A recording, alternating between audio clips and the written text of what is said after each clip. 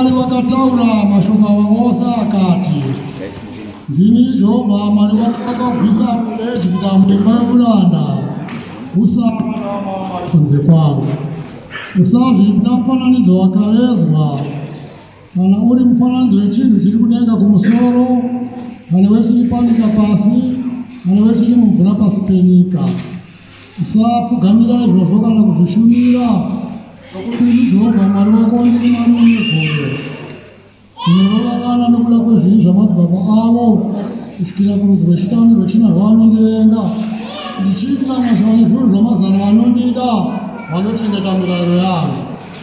Usareva zita raJehovha Mwari wako pasina nokuti Jehovha hangarege kupa mhosva unoreva zita rake pasina.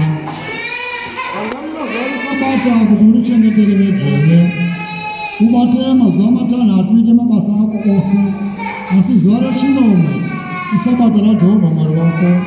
Usatongobata mabasa naro iwe kana mwanakomana wako kana mwanasikana wako kana muranda wako kana murandakadzi wako kana zvipfuwo zvako kana mwini wako ringani masoro ako, nokuti mamazuva matanhatu Jehovha wakaita denga nepasi negungwa nezvose zviri mukati mazvo, akazorora nezuva rechinomwe.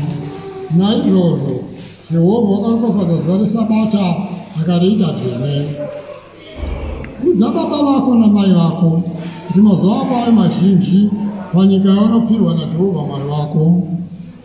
Usauraya, usaita upombwe, usaba, usapupurira kwako nhema, usachiva imba yokwako, usachiva mukadzi wokwako kana muranda wake kana murandakadzi wake kana nzombe yake kana mbongoro yake kana chimwesho kwako.